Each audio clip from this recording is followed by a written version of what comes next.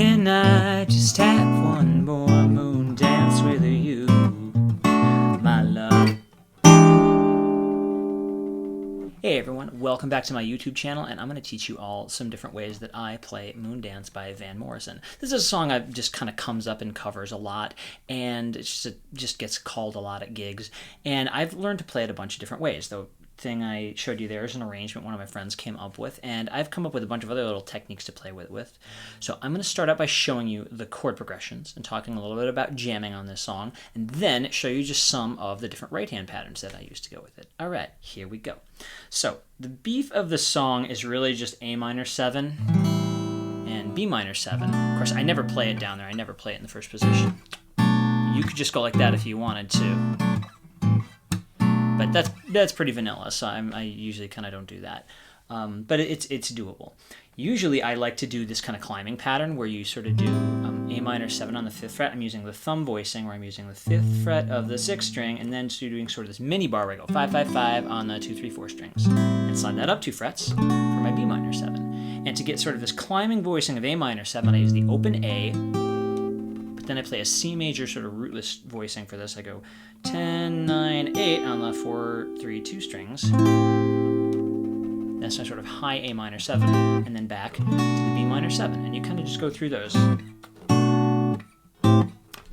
just go 1 and 5, and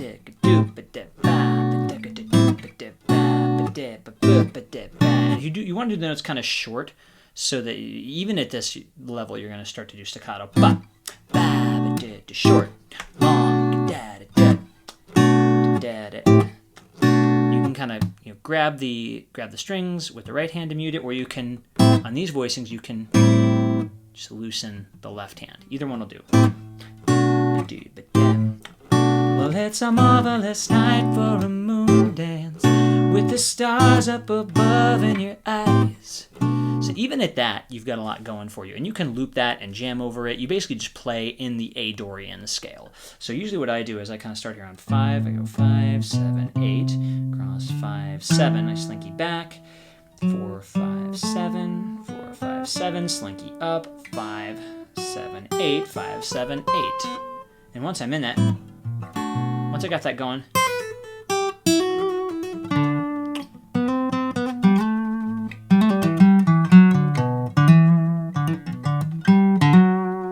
you just kind of mess around in that scale. So that's a pretty easy way to sort of record stuff and just sort of stay in this area of the neck. Works pretty well. So then eventually you're going to get to the bridge, or if you want to do the bridge to alternate with that main chorus part when you're kind of throwing solos over it, you use D minor 7 going to A minor 9. And you're going to do that 3 times. And let me show you the voicings real quick. So what I'm doing is I'm making a bar on the 5th fret, playing the 7th fret of the D string on the 6th fret of the B string, and I'm actually kind of arching my bar here, as you can see. I'm arching this bar so I can leave my my thin E string open. You don't have to do this, but it gives you this really nice... It's one of my favorite voicings on guitar. I bloody love this. And then to make this A minor 9, you can go back to your A minor 7 if you want. What I like to do is just play the 5th fret of the 3rd and 4th strings.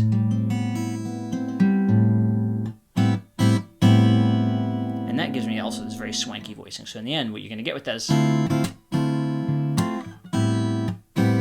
So you just go same pattern.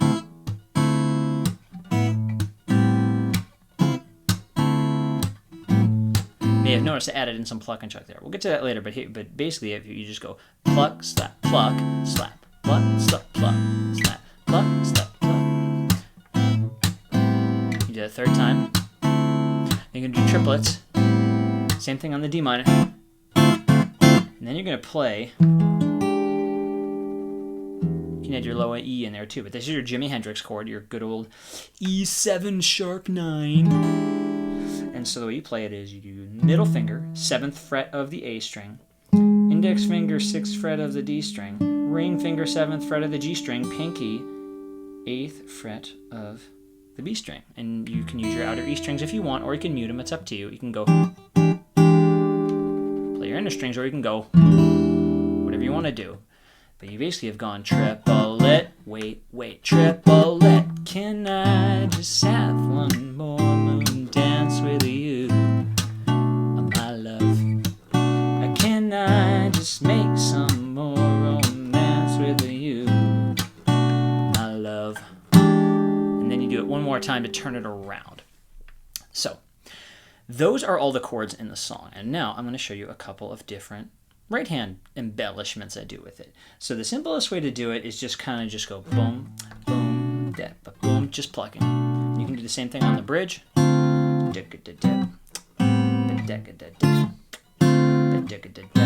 And just pluck the triplets. You go triplet, da ba da triplet. You can literally just plant 4 fingers and pluck block chords. Simplest thing you can do.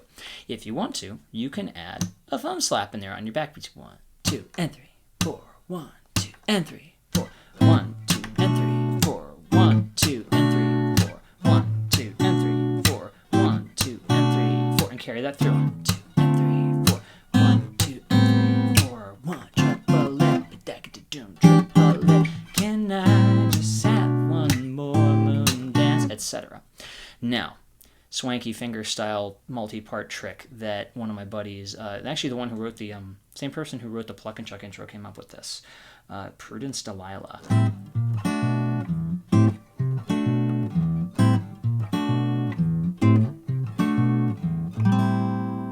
So what they would do is we take these same voicings, we kind of crawl the bass line up. So we go crawl it up a half step, move this up, and then the thumb catches up. So you basically do it in steps, and you're going to want to practice this really slowly. If it doesn't come easy, you're going to go together, bass, chord, bass. And you're usually going to make this first part staccato if you can. If you can, you want to articulate this where you kind of like hold the bass up. So notice I release that to make it staccato. And I hold this chord. So the bass goes bum, bum, bum, bum, open E, and you go short, long, short, long. And then take a second, get that down. Use YouTube to slow it down if you need to, because that'll really, really help nailing this part down. It took me a while to get that coordination, and especially to get the articulation, but it makes a big difference. So take some time, sort that out, and then the second half, you basically just go play this chord again, use your open A string, use your thumb to hit the 8th fret of your E string. You go short, and then you play sort of your B minor and crawl back to the B and open E. So your new bass line is open A, 8 on the E string, 7 on the E string, open E. It's the second half of your bass line, and you basically are now going. If you want to break up the parts, it just goes like this. Short, long, da short, da long, da short, long. If you're recording or you're looping, you can split those parts up if you want to. But for me, I try to put them together because it's kind of swank to get.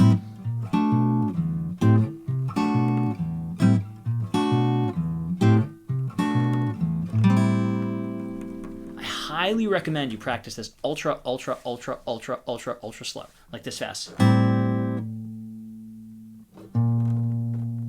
Hold bass, and you're sustaining the bass throughout this whole thing. The bass line should sound longer, short, but the bass is going. You mute the A string as you reach to this.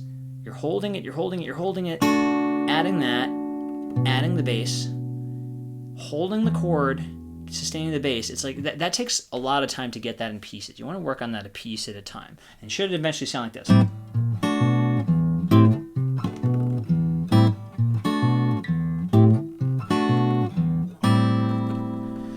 So work on that, and then a lot of times for the bridge, I'll really get into the pluck and chuck thing.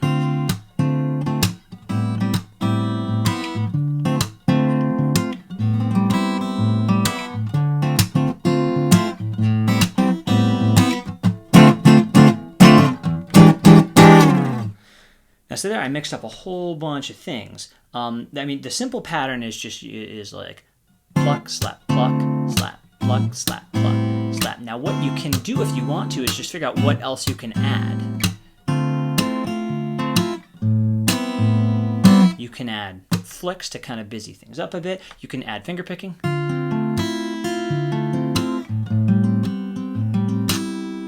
So there's just a pattern I just made up. I pulled it out of some other song. I can't even remember what it would be.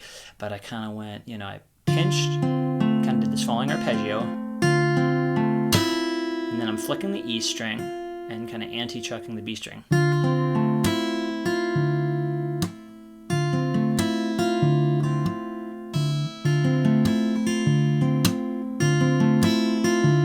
Slow down a bit and really just show you the right hand.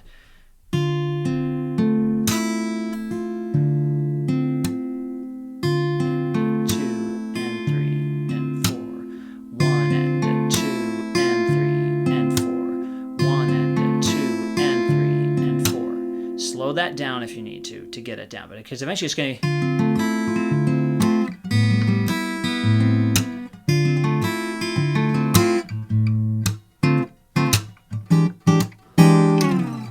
So you can throw in any finger picking song patterns you've learned from other songs or any type of swing things that work. But that just, once you get a pluck and chuck going, you want to kind of just mess with it a bit if you can, and then really just hit those hits. So yeah, I think I'm going to leave it at that for now. I mean, I'd love to see what other embellishments people come up with. I highly recommend y'all post things and just see what goes on there. And thanks for checking out this lesson. Hope you enjoyed it. And look forward to seeing what y'all do with it. Catch you later. Bye-bye.